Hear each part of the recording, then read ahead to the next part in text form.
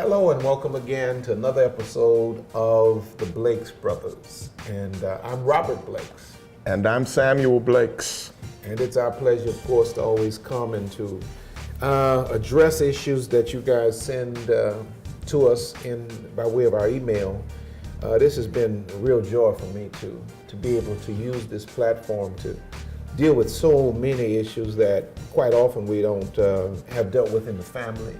Sadly, not even in the church many times. So let's jump right in. You ready? Certainly. Question number one. My baby's mama and I aren't together. She's too hood for me. I'm trying to go to another level in my life, but she wants to keep being ghetto, for lack of better words. Our daughter has always lived with me. Everything has been good, but now my daughter is becoming a teenager and she wants to live with her mother now. I don't want my daughter to take on the ways of her mother, but I feel like I'm losing her because she wants her mom so bad. How do I handle this? And this brother's name is Bruce. Wow. Well, Bruce, my question to you would be, who chose her mother? And because you're the one that chose her mother, you cannot unchoose her mother. Yeah. And her mother is her mother, you know, and what I'm assuming is that this is a relationship that probably started when Bruce was a lot less self-conscious than he probably is now. Certainly. Like a lot of people make relational choices and they go as far as to have children with people that they're soon going to outgrow. And I'm thinking that this is what happened with Bruce. And now he's awakened to who he is and where he wants to go. And the woman he's made a child with is stuck in his yesterday. I don't see any way around him allowing the child to have a relationship with her mother.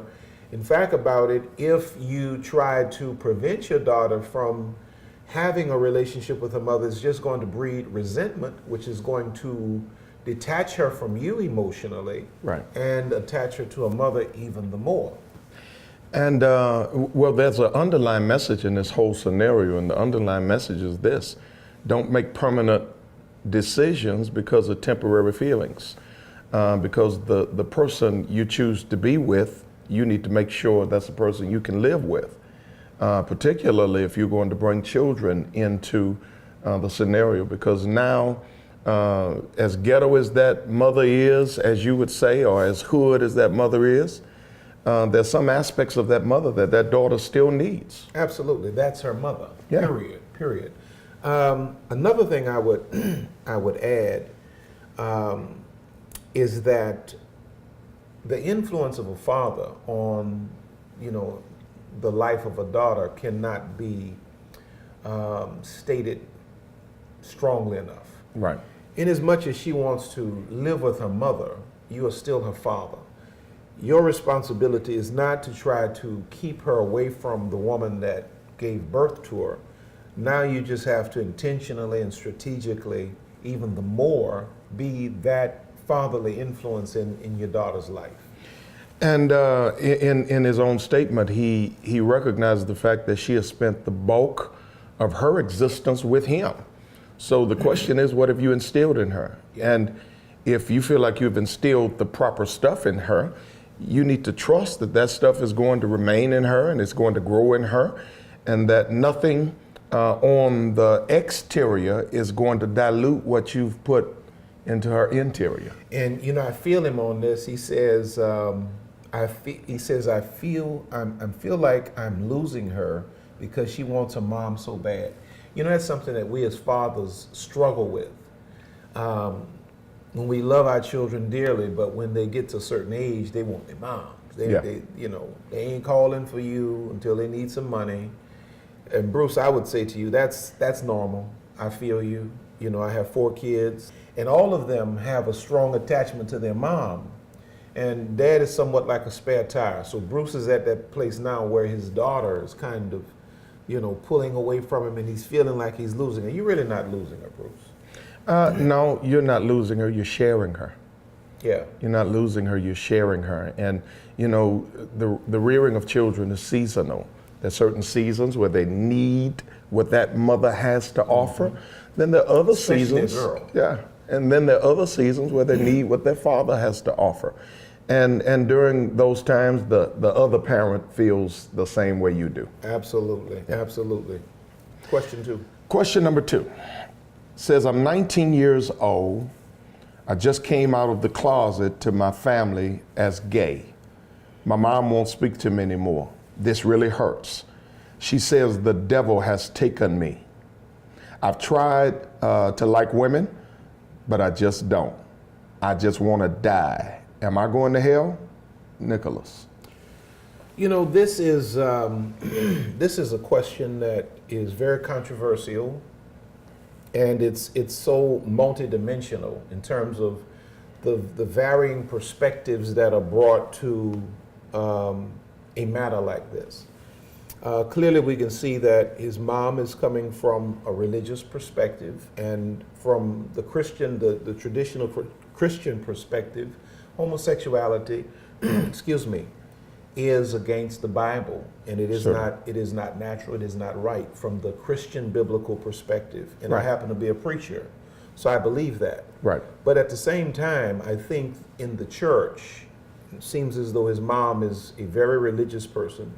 In the church, we have evolved to a place where we hold true to what God has said, but then we also have the perspective of knowing how to love an individual where they are. Right. We have homosexuals in our ministry that we love, and they have such respect for us that they can sit down and share their hearts with us. I would say to Nicholas, just like he has his convictions and his mom may not agree with them, I may not agree with them, he has to come to terms with his own life's choices. And he has to come to terms with the fact that his mom has her views that he cannot change. He's going to have to give his mom the time. Certainly. And he's going to have to be respectful of her position. And hopefully the two of them can get into some kind of counseling. Yeah. And at least repair their relationship to a point where even though they may disagree, there's not a breach between their connection. We have homosexuals in our family. Certainly. They know that we don't agree with their lifestyle, but it doesn't stop us from loving them. But most people in church are not that evolved. And I would say to Nicholas, he has to be loving and patient, and he should not flaunt his lifestyle before his mom, because that would only further strengthen the breach, or even expand the breach between the two of them. The even broader matter is the church at large. I often say that the church is the only place that kills its wounded. Absolutely. You know, the Bible says that even Jesus, when it came to sinners, Jesus talked to who the Pharisees and scribes were talking about. That's right. And the Bible says very clearly, with loving kindness have I drawn thee. The church has to become more loving.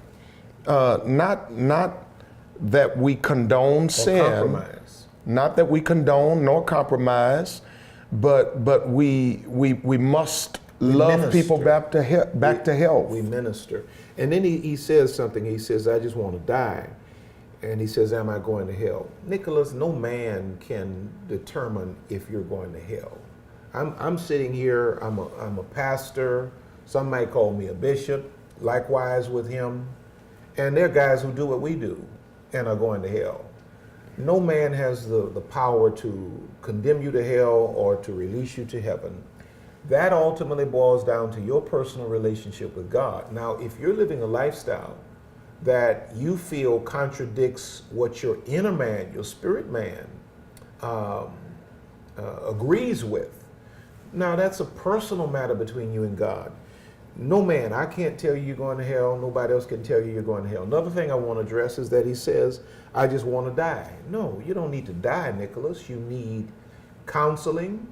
You need someone to help you to think through this process and to work through this process, because there is no solution in killing yourself. There is no solution in dying before your time. And so I would say to you that you need to know that you are loved, and just like I would say to a drug dealer, just like I would say to a womanizer, I would say to an adulterer. The grace of God is sufficient. I say to you, Nicholas, the grace of God is sufficient. Your mother may not understand right now. She may not agree with you in your lifestyle choices, but do everything in your power to at least build a bridge of fellowship between you and your mom, because it is possible for you all to have the relationship you need, even though she may not agree with your adult. Hopefully you're an adult with your adult choices in life. Certainly. Well, we've enjoyed being with you today. It's been a tremendous blessing being able to commune and fellowship and get your questions, and you get our very candid responses. We need you to send us your questions. Continue to do that. What's the actual address that we're sending questions? It's on the bottom of the screen, because I don't remember it off the top of my head. But Okay. we are enjoying this. Don't forget to connect with us on social media. And just know we love you. And we're the Blakes brothers. Blessings.